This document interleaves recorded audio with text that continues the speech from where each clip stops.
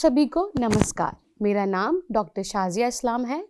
मैं Rungta college of engineering and technology Bhilai में computer विज्ञान और इंजीनियरिंग विभाग में एसोसिएट प्रोफेसर के पद पर कार्यरत हूँ। जैसे कि आप सभी जानते हैं कि आज हम जो चर्चा करने वाले हैं उस कोर्स का नाम है क्रिप्टोग्राफी और उसके एप्लीकेशंस।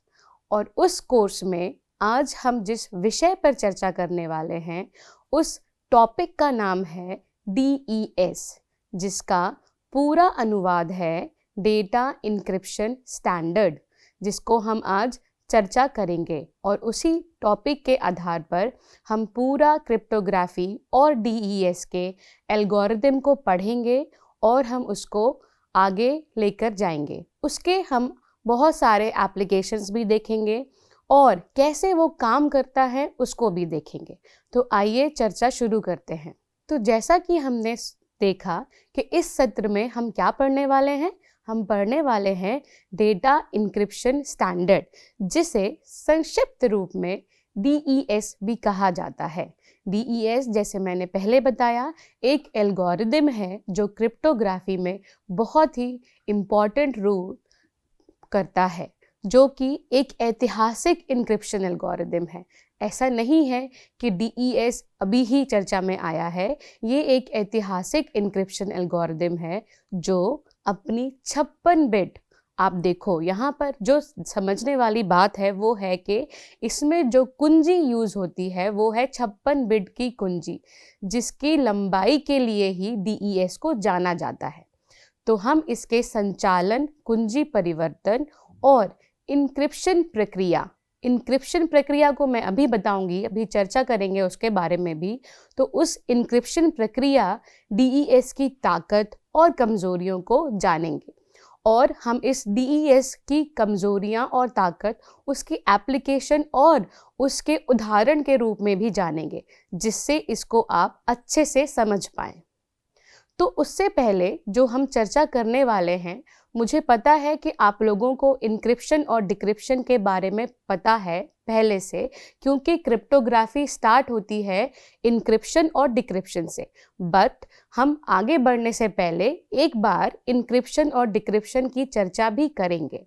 तो इंक्रिप्शन एक ऐसी प्रक्रिया है जिसमें डेटा या संदेश को आप ऐसे समझ सकते हैं जैसे हम व्हाट्सएप में कोई मैसेज भेजते हैं, तो वो संदेश। और अगर आपको पता हो तो जितने भी हम ऐप्स यूज़ करते हैं अपनी रोज़ की लाइफ में, वो सारे ऐप्स इंक्रिप्शन को यूज़ करते हैं, क्योंकि इंक्रिप्शन हमें सिक्योरिटी देता है।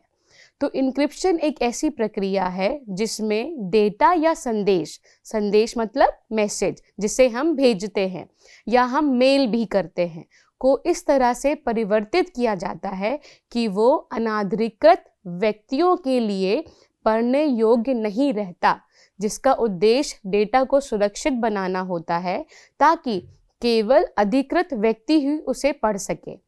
और ये बहुत ही ज़्यादा ज़रूरी है आजकल के दौर में। क्यों ऐसा? क्योंकि हमारे देश में बहुत सारे दूसरे देशों के जो हैकर्स होते हैं वो हमेशा कोशिश करते रहते हैं कि कैसे हम इनका डेटा चुरा लें। तो इंक्रिप्शन और डिक्रिप्शन आज के युग में बहुत ही ज़्यादा ज़रूरी है। तो जैसे कि मैंने बोला कि डेटा या संदेश को इसी तरह से हम भेजते हैं। तो उदाहरण के रूप में अगर आप किसी को हेलो संदेश भेजते हैं, तो आपने जैसे मुझे भेजा, तो हेलो संदेश सिर्फ मुझे पता होना चाहिए, ना कि किसी और को। तो इंक्रिप्शन प्रक्रिया इसे एक अप्रत्याशित फॉर्मेट में बदल देगी, जैसे कि JGNNQ।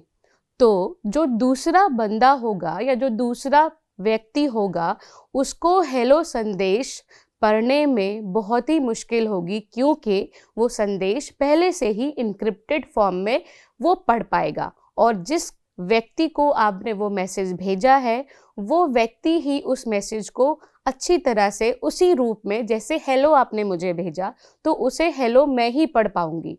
बाकी जो दूसरा व्यक्ति होगा जो कोशिश करेगा कि वो आपके और मेरे मैसेज को पढ़ पाए, वो उसको नहीं पढ़ पाएगा। वो उसको किस फॉर्म में पढ़ सकता है? वो उसको पढ़ सकता है JGNNQ, जो कि समझना बहुत ही मुश्किल है। वैसे ही जैसे इंक्रिप्शन प्रतिक्रिया होती है, वैसे ही डिक्रिप्शन प्रक्रिया होती है, जो कि इंक्रिप्शन की उल्टी प्रक्रिया होती है, जिसमें इंक्रिप्टेड डेटा या संदेश को फिर से उसके मूल रूप में लाया जाता है ताकि अधिकृत व्यक्ति उसे पढ़ सके। जैसे कि मैंने उदाहरण दिया था आप लोगों को कि अगर आप लोग मैसेज भेजते हैं हेलो, तो वो मैसेज सिर्फ मैं ही पढ़ पाऊंगी और जो दूसरा व्यक्ति है वो उस मैसेज को कैसे पढ़ेगा? JGNNQ, जिसको समझना बहुत ही मुश्किल है कि हमने एक दूसरे को क्या मैसेज भेजा। तो डिक्रिप्शन प्रक्रिया जो होती है वो क्या करेगी कि जैसे जो मैसेज है जो आपके और मेरे बीच में है, आपने मुझे भेजा तो उसको उसने इंक्रिप्शन किया। जब आपने उसे भेजा, जब वो मेरे तक पहुंचा तो डिक्रिप्शन प्रक्रिया लागू हो जाती है और उस मैसेज को जो इनक्रिप्टेड वे में रहता है, जैसे JGNNQ, उसको वो वापस से उसके मूल रूप में ले आती है, जैसे कि हेलो। तो इस उदाहरण में हमने ये देखा कि अगर संदेश JGNNQ है जो कि इनक्रिप्टेड फॉर्म में आया है, तो डिक्रिप्शन इसे फिर से किस में बदल देगा? हेलो मैसेज में बदल देगा।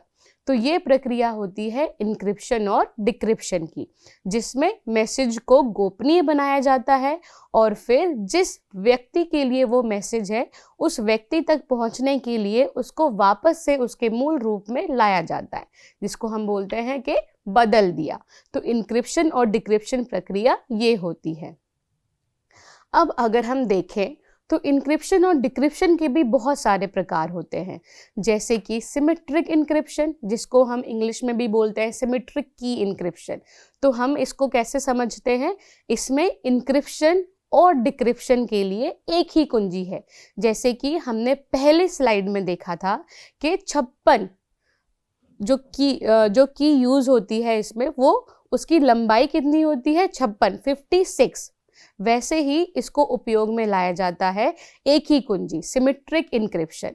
सिमेट्रिक मतलब जैसे कि एक समान, तो सिमेट्रिक में एक ही कुंजी का उपयोग किया जाता है। उसके उदाहरण AES और DES है, जिसमें कि हम DES को आज समझने वाले हैं। दूसरा प्रकार होता है असिमेट्रिक की इंक्रिप्शन, जिसको हम लोग बोलते हैं कि अलग अलग। सिमेट्रिक मतलब सेम और असिमेट्रिक मतलब अलग अलग।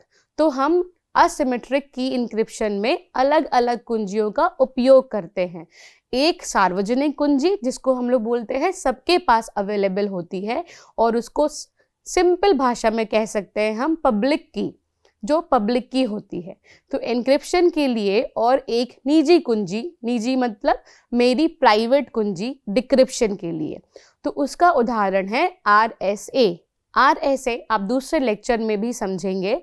आज हम जो पढ़ने वाले हैं, जिस प्रक्रिया को हम पढ़ने वाले हैं, वो है DES। और आगे इसको चर्चा करते हुए देखेंगे हम क्यों आता है ये उपयोग में। तो इसके कुछ उपयोग हैं, जैसे मैंने पहले ही आपको बताया कि अगर आप मुझे मैसेज भेज रहे हैं तो जो भी मैसेज है उसको इनक्रिप्ट किया, उसको गोपनीय बनाया, तो इससे क्या हुआ? इससे हमें सिक्योरिटी मिली, मतलब हमारा जो मैसेज है वो सुरक्षापूर्ण तरीके से आपके और मेरे बीच में आया और जो भी मैसेज है वो दूसरे व्यक्ति तक नहीं गया। दूसरा उपयोग हम कह सकते हैं इसका संचार सुरक्षा, जो कि संदेशों को सुरक्षित रूप से भेजने के लिए इनक्रिप्ट करना, जिसको बोलते हैं। तीसरा उपयोग हम बोल सकते हैं इसमें सत्यापन, जो कि असली और नकली संदेशों के बीच अंतर करने के लिए इंक्रिप्शन का उपयोग किया जाता है। तो इन प्रक्रियाओं को मुख्य उद्देश्य डेटा की गोपनीयता है। अब क्यों गोपनीयता होती है? जैसे कि हम सभी जानते हैं कि कभी ना कभी हमारे मैसेजेस में कुछ ऐसी चीज़ रहती है जो हमें गोपनीय रखनी रहती है। एक उदाहरण के तौर पे आप देखेंगे अगर, तो हमारे बैंक अकाउंट का पिन नंबर, हमारे बैंक अकाउंट का अकाउंट नंबर, हमारे बैंक अकाउंट का पासवर्ड। तो ये सब चीज़ें हमें गोपनीय रखनी रहती है। क्यों? अगर जैसे कभी आपके पापा ने बोला बेटा मुझे पिन याद नहीं है, मुझे पिन भेज दो व्हाट्सएप पे, जैसे कि हम बहुत सारे ऐप यूज़ करते हैं, और आपने अपने डेबिट कार्ड, क्रेडिट कार्ड या अपने बैंक अकाउंट का पिन उनको भेज दिया, और अगर ये इंक्रिप्शन और डिक्रिप्शन प्रक्रिया नहीं होगी तो जो पिन मैंने अपने पापा को भेजा या आपने अपने पापा को भेजा वो दूसरा व्यक्ति भी ले सकता है। इसी कारण की वजह से बहुत सारी चीज़ें हैं। ये तो एक हो गया कि हम एक पर्सनल की बात कर रहे हैं।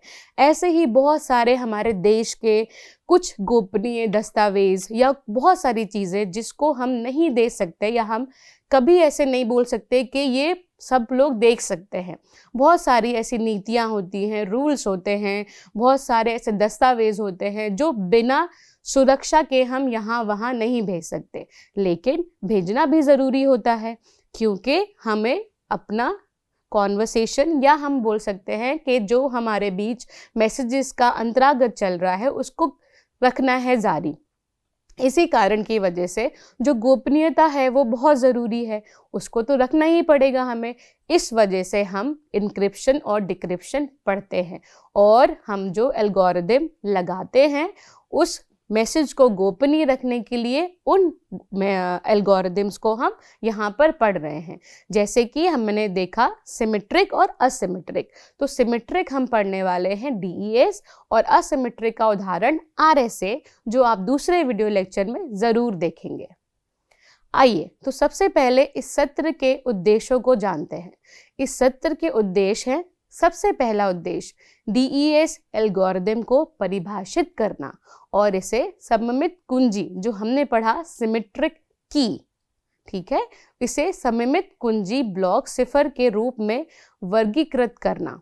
दूसरा उद्देश्य DES एल्गोरिदम संरचना को गहराई से समझना, क्योंकि अगर आप DES एल्गोरिदम को अच्छी तरह से समझ गए तो आप भी हो सकता है आगे जाके एक एल्गोरिदम बनाएं अपना, जिससे कि हमारे मैसेजेस या हमारी गोपनीय चीज़ें बहुत ही सुरक्षा पूर्वक एक दूसरे को हम भेज सकें। तीसरा उद्देश्य DES के संचालन का अन्वेषण करना तथा चौथा उद्देश्य DES की ताकत और कमजोरियों का मूल्यांकन करना। अब जो चौथा उद्देश्य है यहाँ पर थोड़ा सा ध्यान दीजिए, हमने लिखा है चौथा उद्देश्य DES की ताकत और कमजोरियों का मूल्यांकन करना। क्यों मूल्यांकन करते हैं हम लोग? क्योंकि अगर DES की कमजोरियों को हम नहीं जानेंगे या उसकी ताकत को हम नहीं जानेंगे तो हम ये कभी समझ नहीं पाएंगे कि DES के आगे हमें बढ़ना है या DES को ही यूज़ करना है। तो इसीलिए जैसे जो हैकर्स होते हैं वो हमेशा कोशिश करते रहते हैं कि कैसे हम इस एल्गोरिदम को तोड़ें और कैसे इनका डेटा हम चुरा लें। तो उसी कारणवश से हमें हमेशा ये नहीं होता है कि हम एक बार DES एल्गोरिदम बना दिया हमने और हम बैठ गए। नहीं, DES की ताकत और कमजोरियों को हमें हमेशा मूल्यांकन करना पड़ता है कि हम समझ पाएं कि हमें DES के आगे बढ़ना है या कोई नया एल्गोरिदम देखना है या फिर हमें DES को ही यूज़ करना है। क्योंकि हमेशा याद रखिए कि कहीं ना कहीं कोई ना कोई ऐसा व्यक्ति है जो इसे तोड़ने का प्रयास कर रहा है। आइए अब चर्चा करते हैं DES के बारे में, जो कि इस सत्र के महत्वपूर्ण टॉपिक है। आज हम अपना अधिकांश जीवन इंटरनेट पर जीते हैं और जैसे कि आज आप लोग देख रहे हैं छोटे छोटे बच्चों से लेकर बड़े बुजुर्ग तक इंटरनेट पर अपना टाइम यूज़ करते हैं, चाहे वे हमारे व्यक्तिगत जानकारी के लिए हो, मनोरंजन के लिए हो, खरीदारी के लिए हो या हमारे काम के लिए हो। हमारा समाज तेजी से ऑनलाइन युग पर निर्भर होता जा रहा है और ये बहुत ही सोचने वाली बात है कि क्या हमें पूरा दिन या हमारा जितना भी टाइम है हमें ऑनलाइन होकर निकालना है या फिर हमें थोड़ा टाइम ही उस रूप को देना है या उस पर निर्भर करना है। इंटरनेट पर इस बढ़ती निर्भरता का मतलब है कि सूचना सुरक्षा पहले से कहीं अधिक महत्वपूर्ण है। डेटा की सुरक्षा की आवश्यकता अब बहुत अधिक है। जैसे कि आजकल आप देखते हो बहुत सारे ऐप्स हैं, बहुत सारे सोशल मीडिया ऐप्स हैं जो कि बहुत यूज़ होने वाले, जिनमें से कुछ ऐप्स का नाम है ट्विटर, इंस्टाग्राम, फेसबुक, व्हाट्सएप। जैसे कि आप सभी जानते होंगे इन सारे ऐप्स को। और इन सारे ऐप्स में हमारा निर्भर होना बहुत ही ज़्यादा बढ़ गया है। तो अगर हम ये सारे ऐप्स को यूज़ करके कुछ भी महत्वपूर्ण जानकारी या मैसेज, जैसे हमने पहले भी समझा है, कुछ भी महत्वपूर्ण डेटा को यहाँ वहाँ करते हैं, तो इसीलिए डेटा की सुरक्षा की आवश्यकता बहुत ही ज़्यादा बढ़ जाती है या बहुत अधिक है, हम कह सकते हैं। इसलिए हमें कुछ ना कुछ एल्गोरिदम या जो भी ऐप हम यूज़ कर रहे हैं, हमें पता होना चाहिए कि क्या वो इंक्रिप्शन और डिक्रिप्शन यूज़ करता है। अगर करता है तभी आप उसको यूज़ करें, वरना आप उसको यूज़ ना करें। उपयोगकर्ताओं को ये जानना आवश्यक है कि उनका संवेदनशील डेटा गोपनीय है या नहीं। असंशोधित और अधिकृत पाठकों के लिए आसानी से उपलब्ध रखा गया है। DES, अब हम देखते हैं DES, जिसका कि फुल फॉर्म होता है डेटा इंक्रिप्शन स्टैंडर्ड। ये क्या होता है? एल्गोरिदम। अगर आपको एल्गोरिदम के बारे में पता नहीं है तो मैं एक दो लाइन एल्गोरिदम में बता देती हूँ। एल्गोरिदम क्या होता है? जैसे कि हम कोई प्रॉब्लम लाते हैं, अपने अंतर्गत कोई प्रॉब्लम है, तो हम क्या करते हैं, पहले उसके बारे में सोचते हैं कि अच्छा इस प्रॉब्लम को ऐसे सॉल्व करना है। फिर हम सोचते हैं अच्छा ठीक है, ऐसे सॉल्व करना है हमें, ठीक है हम ऐसे सॉल्व करेंगे। लेकिन क्या हम उसको लिखते हैं कहीं? नहीं। क्यों नहीं लिखते? क्योंकि कभी कभी ऐसे होता है कि हम कोई सॉल्यूशन ढूंढ लेते हैं अपने दिमाग में, बट उसको इम्प्लीमेंट नहीं कर पाते हैं। तो उस स्थिति में क्या करें? उस स्थिति में ये करते हैं कि जो भी प्रॉब्लम हमारे सामने है उसको हम स्टेप वाइज लिख देते हैं किसी भी पेपर में, number 1, number 2, number 3, number 4, number 5 ऐसे, और उस प्रॉब्लम का सॉल्यूशन हम उसमें लिखते हैं। तो उसी हिसाब से फिर हम उस प्रॉब्लम को सॉल्व करते हैं कि अच्छा नंबर 1 में हमें ये करना है, नंबर 2 में हमें ये करना है, नंबर 3, नंबर 4, नंबर 5 ऐसे। तो वैसे ही जब डेटा इंक्रिप्शन स्टैंडर्ड एल्गोरिदम बनाया गया, जब सोचा गया, तो जब उसको सोचा तो उसका सॉल्यूशन भी सोचा, फिर उस सॉल्यूशन को स्टेप्स में लिखा गया। और ज़्यादातर एल्गोरिदम इंग्लिश में लिखे जाते हैं क्योंकि हम एल्गोरिदम प्रोग्रामिंग से रिलेट करते हैं कि जब भी कभी प्रोग्राम बनाते हैं हम तो पहले एल्गोरिदम लिखते हैं। और हमेशा कहा जाता है कि जो पहला स्टेप होता है प्रोग्राम सॉल्व करने का, वो पहला स्टेप होता है एल्गोरिदम। तो इसीलिए हम डेटा इंक्रिप्शन स्टैंडर्ड को एल्गोरिदम भी बोलते हैं, जो कि एक सिमेट्रिक कुंजी ब्लॉक सिफर है। पहले भी हम इसको देख चुके हैं कि सममित क्या होता है? सिमेट्रिक, जिसमें कि सेम की यूज होती है। सममित कुंजी ब्लॉक सिफर है और जिसे 1970, अब आप सोचो 1970 से ये चल के आ रहा है, कभी कुछ अपडेट हुआ, कभी कुछ हटाया, फिर उसको यूज़ किया, फिर वैसे ही अपडेशंस चलते चले आ रहे हैं अलग अलग एल्गोरिदम में। तो जब 1970 के दशक की शुरुआत में IBM टीम, अब IBM क्या है? IBM एक कंपनी है जो कि सॉफ्टवेयर्स और बहुत सारी चीज़ें बनाती है, वो एक टेक्निकल कंपनी है। तो IBM टीम द्वारा बनाया गया था और राष्ट्रीय मानक और प्रौद्योगिकी संस्थान, मतलब टेक्निकल प्रौद्योगिकी संस्थान NIST द्वारा अपनाया गया था। तो जैसे हम इसमें देख सकते हैं 1970 के दशक में इसकी शुरुआत हुई थी। और किसने बनाया इसको? IBM टीम ने। IBM टीम क्या होती है? IBM टीम होती है एक कंपनी है IBM, जो कि बहुत सारे सॉफ्टवेयर बनाती है और उसने ही DES एल्गोरिदम को बनाया। एल्गोरिदम मूल लेख को 64 बिट ब्लॉक में लेता है। इसका मतलब क्या हुआ कि अलग अलग ब्लॉक्स बनाता है बिट में। बिट क्या होती है? जो कि कंप्यूटर में यूज होती है, बिट और बाइट। तो यहाँ पे हम जो बात कर रहे हैं वो बात कर रहे हैं बिट की। तो 64 बिट ब्लॉक में लेता है और 48 बिट कुंजियों का उपयोग करके उन्हें सिफर टेक्स्ट में परिवर्तित करता है। अब यहाँ पे दो चीज़ें हैं जो समझने वाली हैं। एक तो हो गया कि 48 बिट कुंजियों का उपयोग करता है, फिर उसे सिफर टेक्स्ट में कन्वर्ट मतलब परिवर्तित कर देता है। सिफर टेक्स्ट क्या होता है? जैसे हमने पहली स्लाइड में देखा था कि जब इंक्रिप्शन होता है, जैसे कि मैसेज हेलो है, तो अगर वो हेलो मेरे पास आया इनक्रिप्टेड फॉर्म में, तो वो जो मैसेज है जिसको इनक्रिप्ट कर दिया गया है उसको बोलते हैं हम सिफर टेक्स्ट, जो इनक्रिप्टेड फॉर्म में रहता है, परिवर्तित करता है। और यहाँ पे 48 बिट कुंजियाँ, मतलब इतनी ज़्यादा सिक्योरिटी इसमें देते हैं कि अगर कोई हैकर है उसको सॉल्व करने में ही इतना टाइम लगे कि वो नहीं कर पाए, कभी भी वो उस जो DES एल्गोरिदम हमने लगाया है उसमें वो घुस ही ना पाए, तो हमारा मैसेज कभी भी वो चुरा नहीं सकता, हमारा मैसेज गोपनीय ही रहेगा। चूँकि ये एक सममित कुंजी है, सममित मैंने पहले ही बताया, सिमेट्रिक, जिसमें एक कुंजी यूज होती है, एल्गोरिदम है। ये डेटा को इनक्रिप्ट करने और डिक्रिप्ट मतलब जो कि इनक्रिप्टेड मैसेज है उसको मूल रूप में लाने के लिए जो प्रक्रिया यूज होती है वो है डिक्रिप्ट करने में दोनों में एक ही कुंजी का उपयोग करता है, सिमेट्रिक, सममित। ये पहले मैं बता चुकी हूँ, इसमें डिफरेंस, सिमेट्रिक और असिमेट्रिक में डिफरेंस। तो कुंजी एक ही कुंजी होती है जो इनक्रिप्ट भी करती है मैसेज को और डिक्रिप्ट भी करती है, और एक ही कुंजी का उपयोग करता है। DES फिस्टल ब्लॉक सिफर पर आधारित है, जिसे प्लूसिफर कहा जाता है, जिसे 1971 में IBM की क्रिप्टोग्राफी शोधकर्ता, जो लोग रिसर्च करते रहते हैं, उन्होंने 1971 में IBM टीम के ही होस्ट फिस्टल द्वारा विकसित किया गया था।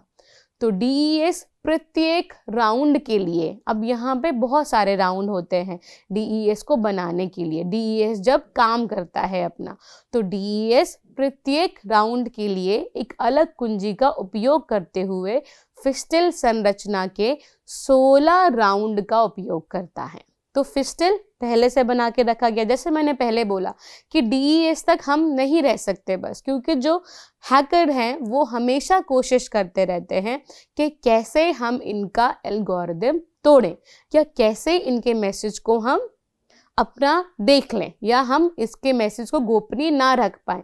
तो उसके लिए पहले जो एल्गोरिदम यूज हुआ फिस्टल हुआ, जिसमें के कितने राउंड थे? 16 राउंड थे। तो DES क्या करता है? DES प्रत्येक राउंड के लिए एक अलग कुंजी का उपयोग करते हुए, कितनी कुंजी देखी थी हमने? 48। तो वैसे ही अलग कुंजी का उपयोग करते हुए फिस्टल संरचना के 16 राउंड का उपयोग करता है। मतलब फिस्टल को जब चेंज किया गया तो उसके राउंड लिए गए, DES ने उसके राउंड लिए, तो 16 राउंड का उपयोग करता है। इससे हमें पता चलता है कि फिस्टल को अपडेट किया गया DES के रूप में।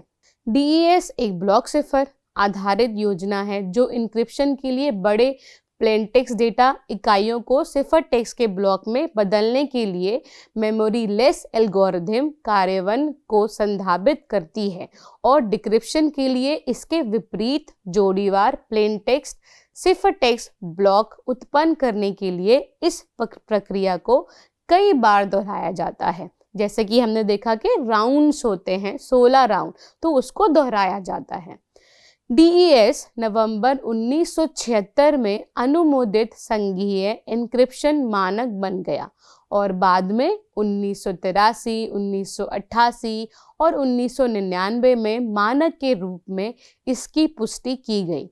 DES का प्रभुत्व 2002 में समाप्त हो गया। जैसे कि मैंने पहले ही बोला था कि हमेशा जब भी हम कोई एल्गोरिदम पढ़ते हैं हम वहाँ तक नहीं रह सकते, क्योंकि हमेशा कोई ना कोई उसको तोड़ने के लिए लगा रहता है। तो 2002 में ये समाप्त हो गया, जब प्रतिस्थापन खोजने के लिए एक सार्वजनिक प्रतिस्पर्धा के बाद उन्नत इंक्रिप्शन स्टैंडर्ड AES ने DES इंक्रिप्शन एल्गोरिदम को स्वीकृत मानक के रूप में बदल दिया। जैसे फिस्टल से हम DES में आए, वैसे ही DES से हम AES में आए। लेकिन ये सत्र हमारा DES के लिए है, तो हम इस सत्र में DES को ही समझेंगे। NIST ने मई 2005 में आधिकारिक तौर पर FIPS 46.3 की पुनः पुष्टि को वापस ले लिया। हालांकि ट्रिपल DES 2030 तक संवेदनशील सरकारी जानकारी के लिए स्वीकृत बना हुआ है। आइए अब जानते हैं DES की संरचना और संचालन के बारे में। डेटा इंक्रिप्शन मानक एल्गोरिदम एक ब्लॉक सिफर एल्गोरिदम है जो इनपुट के रूप में एक समय से प्लेन टेक्स्ट के 64 बिट ब्लॉक लेता है और प्रत्येक इनपुट के 48 बिट कुंजी का उपयोग करके एक समय में सिफर टेक्स्ट के 64 बिट ब्लॉक उत्पन्न करता है। ब्लॉक सिफर एल्गोरिदम में इनक्रिप्ट किए जाने वाले टेक्स्ट मतलब मैसेज को टेक्स्ट के ब्लॉक में तोड़ दिया जाता है एक एक करके, और प्रत्येक ब्लॉक को कुंजी का उपयोग करके अलग से इनक्रिप्ट किया जाता है। इसका डायग्राम हम अभी देखेंगे आने वाले स्लाइड्स में। डिक्रिप्शन प्रक्रिया इंक्रिप्शन के बिल्कुल विपरीत है, जैसे कि हमने पहले ही पढ़ा है। ये सिफर टेक्स्ट का 64 बिट ब्लॉक लेता है और इंक्रिप्शन के दौरान उसी 48 बिट कुंजी का उपयोग करके प्लेन टेक्स्ट का 64 बिट ब्लॉक तैयार करता है। इनक्रिप्टर और डिक्रिप्टर नया नहीं है। इनक्रिप्टर वो होता है जो इनक्रिप्ट करता है, डिक्रिप्टर क्या होता है, जो डिक्रिप्ट करता है। को एक ही कुंजी का उपयोग करने की आवश्यकता है, अन्यथा वे एक साथ संचार नहीं कर पाएंगे। अब देखिए ये DES की संरचना और संचालन, जिसमें इसमें अच्छे से बताया गया है कि इंक्रिप्शन प्रतिक्रिया क्या है और डिक्रिप्शन प्रतिक्रिया क्या है। आइए इसको अच्छे से समझ लेते हैं और इसके बारे में चर्चा कर लेते हैं। आइए जानते हैं कि DES में कुंजियां बनाने की प्रक्रिया होती है। इनक्रिप्ट होने से पहले सभी प्लेन टेक्स्ट वर्णों को बाइनरी में बदल दिया जाता है। अब यहाँ पर बाइनरी क्या है?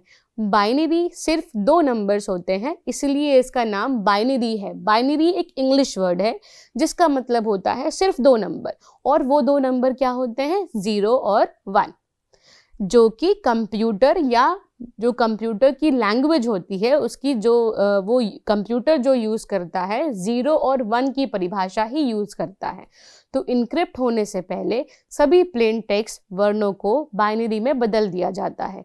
इनक्रिप्शन प्रक्रिया के दौरान डेटा का प्रोसेसिंग के लिए ब्लॉकों में अलग किया जाता है। DES एल्गोरिदम 64 बिट ब्लॉक आकार बनाता है, इसलिए बाइनरी प्लेन टेक्स्ट को 64 बिट के ब्लॉक में तोड़ देता है।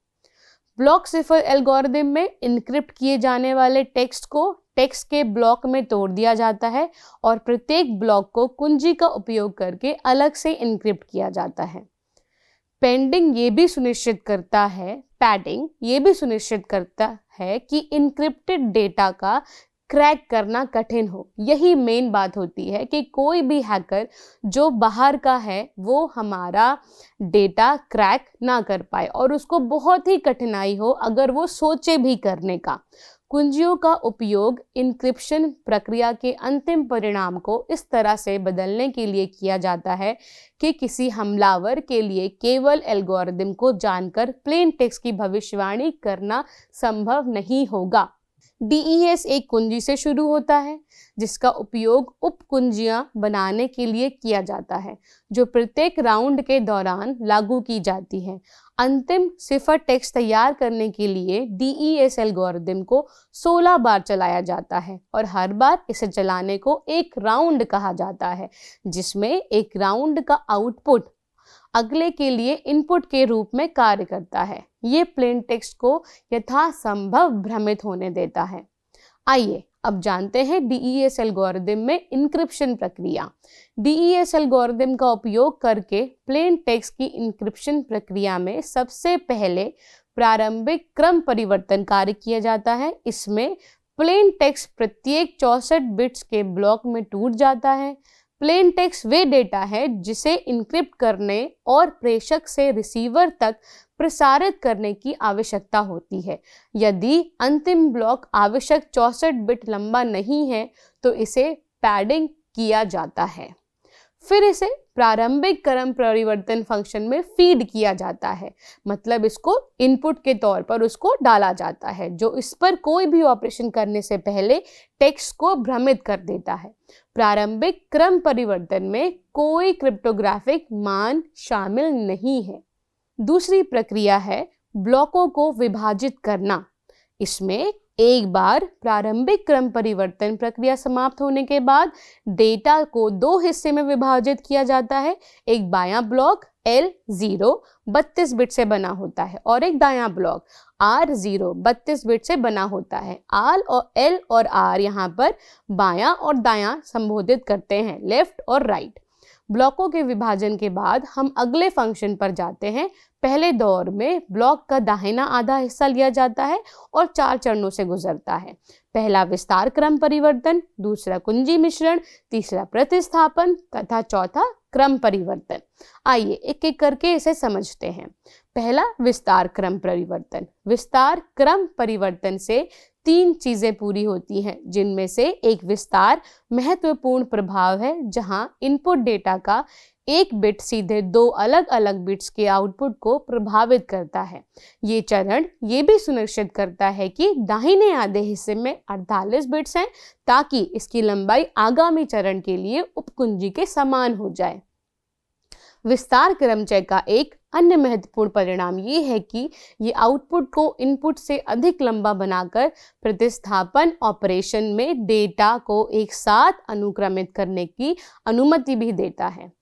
दूसरा चरण कुंजी मिश्रण है। एक बार जब हम ब्लॉक को 48 बिट तक विस्तारित कर लेते हैं तो हम पहले दौर की उपकुंजी लागू करते हैं, जिसे हमने पहले किए गए कुंजी शेड्यूलिंग से प्राप्त किया था। फिर ब्लॉक को XOR, जिसको हम लोग बोलते हैं XOR तालिका का उपयोग करके उपकुंजी द्वारा संशोधित किया जाता है। परिणामी ब्लॉक अगले चरण पर भेजा जाता है। तीसरा चरण होता है प्रतिस्थापन का उपयोग डेटा को अधिक जटिल बनाने के लिए किया जाता है, ताकि इसे आसानी से समझा ना जा सके। प्रत्येक 6 बिट इनपुट को 4 बिट आउटपुट में बदलने के लिए 8 पूर्व निर्मित तालिकाओं का उपयोग किया जाता है, जिन्हें प्रतिस्थापन बॉक्स कहा जाता है। चौथा चरण क्रम परिवर्तन। अंततः में फंक्शन को फिर से क्रम परिवर्तित किया जाता है और हम और 2 प्रक्रिया करते हैं बाय ब्लॉक के साथ X और ING। अब हम पहले छोड़े गए ब्लॉक को बायां आधा हिस्सा लेते हैं और इसे F, जो कि कहता है फंक्शन R0 K1 ब्लॉक के साथ XOR करते हैं, जो हमें पिछले चरण में क्रम परिवर्तन के बाद मिला था। यहाँ हमें प्रसंस्करण के पहले दौर के परिणाम R1 देता है। प्रसंस्करण के 16 राउंड को पूरा करने के लिए चरणों को 15 बार और चलाया जाता है। ये देखिए, ये होता है XOR। जैसे मैंने बताया, अगर हमारा इनपुट 1 और 0 के क्रम में है तो हमेशा जो हमारा आउटपुट आएगा वो 1 होगा। आइए अब जानते हैं इस प्रक्रिया को। ये प्रक्रिया जो कि पूरा DES को एक बार में एक्सप्लेन करती है, इस प्रक्रिया को समझते हैं अब हम। DES एल्गोरिदम में डिक्रिप्शन प्रक्रिया। एल्गोरिदम में एक फिस्टल संरचना है जो डिक्रिप्शन को सीधा और सरल बनाती है। डिक्रिप्शन लगभग इंक्रिप्शन प्रक्रिया के समान ही होती है। अंतर केवल इतना है, उपकुंजियों के विपरीत तरीके से लागू की जाती है। सबसे पहले डेटा प्रारंभिक क्रम परिवर्तन से गुजरता है और ब्लॉक में 2 विभाजित हो जाता है। दायां आधा हिस्सा और एक फंक्शन के माध्यम से ले लिया जाता है, लेकिन इस बार 16वीं उपकुंजी पंजीकृत है और बाकी सब कुछ हमेशा की तरह चलता रहता है।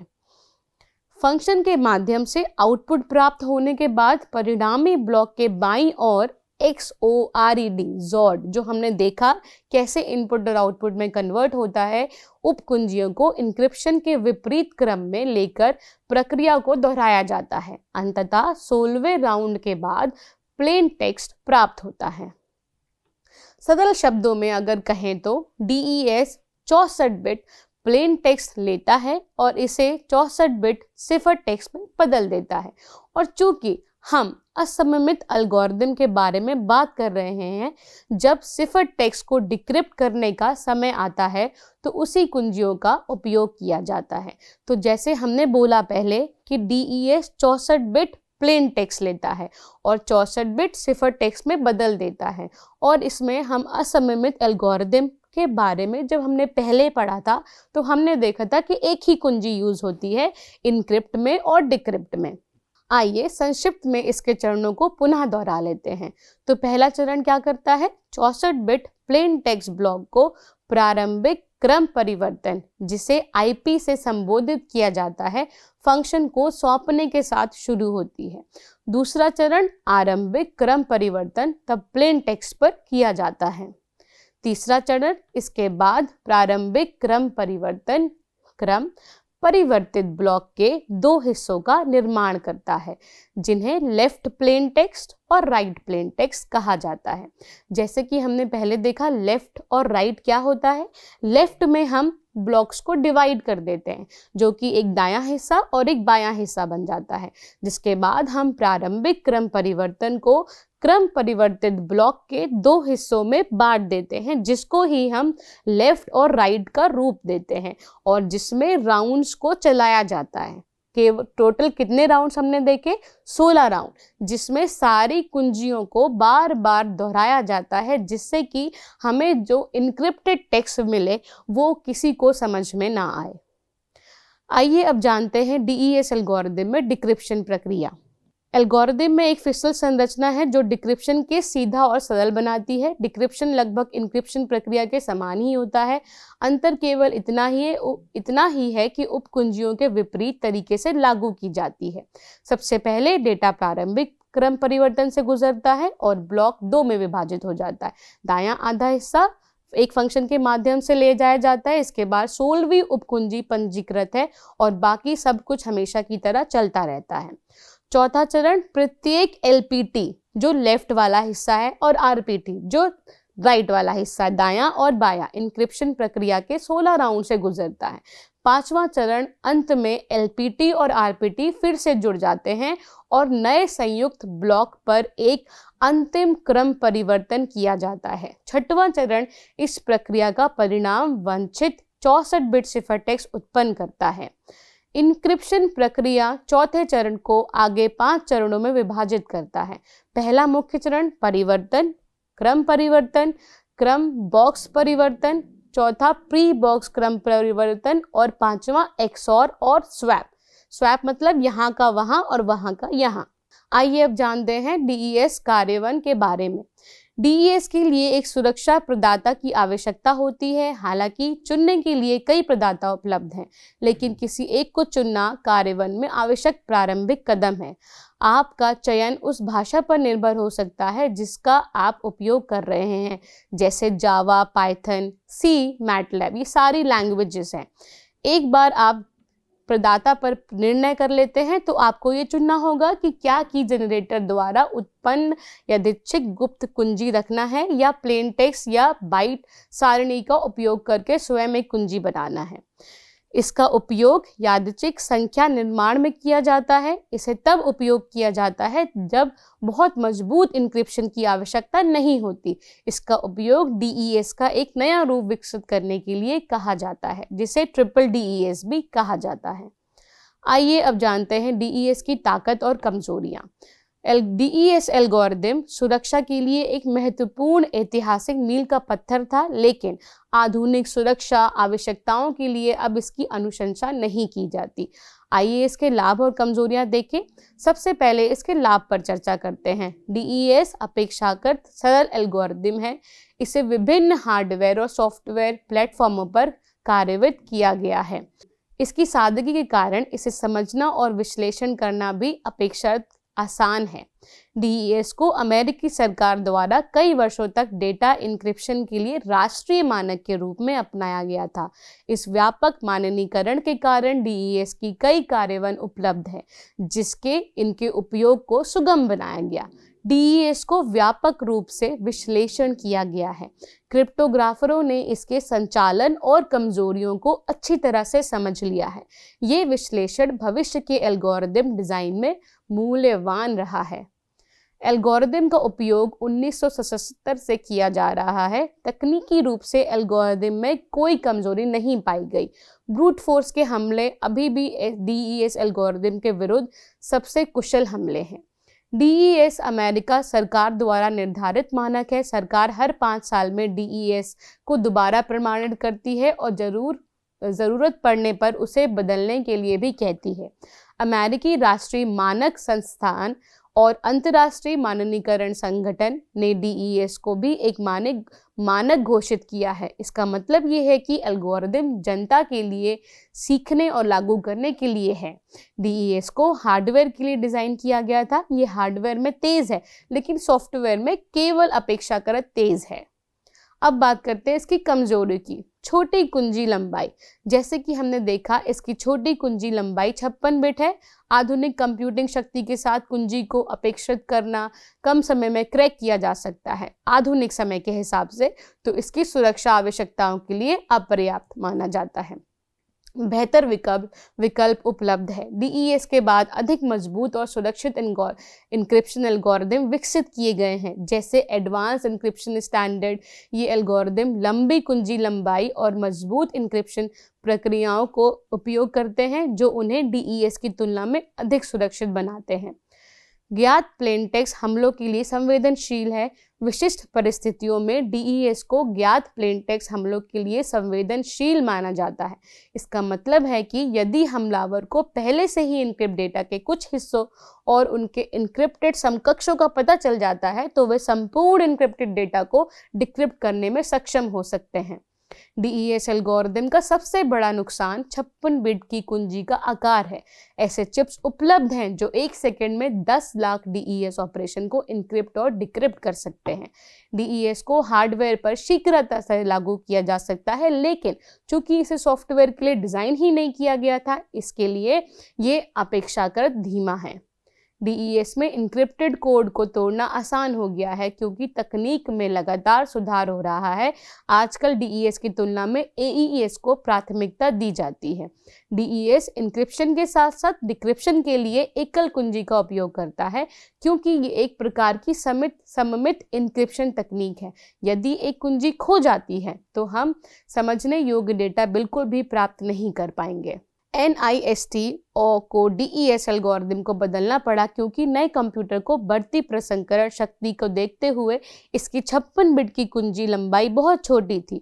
इंक्रिप्शन शक्ति कुंजी आकार में संबोधित है और DES ने खुद को कंप्यूटिंग में चल रही तकनीक प्रगति का शिकार पाया। ये एक ऐसे बिंदु पर पहुंच गया जहां 56 बिट इंक्रिप्शन की नई चुनौतियों को संभालने के लिए पर्याप्त नहीं रह गया था। ध्यान दें कि सिर्फ इसलिए कि DES अब NIST संघीय मानक नहीं है, इसका मतलब ये नहीं है कि ये अब उपयोग में नहीं है। ट्रिपल DES का उपयोग आज भी किया जाता है, लेकिन इसे एक विरासत इंक्रिप्शन एल्गोरिदम माना जाता है। ध्यान दें कि NIST की योजना 2024 से ट्रिपल DES के सभी रूपों को अस्वीकार करने की है। हमने चर्चा की है DES के लाभ और कमजोरियों के बारे में। आइए अब इस सत्र के निष्कर्ष पर चर्चा करते हैं। DES एल्गोरिदम अब लोकप्रिय उपयोग में नहीं है क्योंकि इसकी प्रभावी कुंजी लंबाई 56 बिट्स है, जिसे आज उपलब्ध तकनीक से कुछ ही मिनटों में बलपूर्वक तोड़ा जा सकता है। इसे डेटा इंक्रिप्शन के क्षेत्र में एक महत्वपूर्ण भूमिका निभाई है। इसने मानकीकरण और सरल कार्यान्वयन को बढ़ावा दिया है। हालांकि इसकी छोटी कुंजी लंबाई और बेहतर विकल्पों की उपलब्धता के कारण आधुनिक अनुप्रयोगों के लिए इसका अनुशंसा नहीं की जाती। अधिक मजबूत एल्गोरिदम जैसे एडवांस इंक्रिप्शन स्टैंडर्ड का उपयोग डेटा सुरक्षा सुनिश्चित करने के लिए किया जाना चाहिए। DES एक सममित ब्लॉक है, सिफर जो उपयोग 64 बिट प्लेन टेक्स्ट का 64 बिट सिफर टेक्स्ट में इनक्रिप्ट करने के लिए किया जा सकता है। इनक्रिप्शन के साथ साथ डिक्रिप्शन की प्रक्रिया के लिए एल्गोरिदम समान है। अंतर केवल इतना ही है कि डिक्रिप्शन प्रक्रिया इनक्रिप्शन प्रक्रिया के विपरीत है। एल्गोरिदम 16 राउंड से गुजरता है और इसे मजबूत बनाता है। अब भले ही बहुत मजबूत एन्क्रिप्शन एल्गोरिदम उपलब्ध है, DES के बारे में सीखना अभी भी महत्वपूर्ण है, क्योंकि इसने क्रिप्टोग्राफी की प्रगति में मदद की है, जैसा कि हम आज जानते हैं। आज के सत्र में मैंने DES को समझाने का प्रयास किया है और मुझे आशा है कि अब आप DES एल्गोरिदम की मूल बातें समझने में सक्षम हैं। धन्यवाद।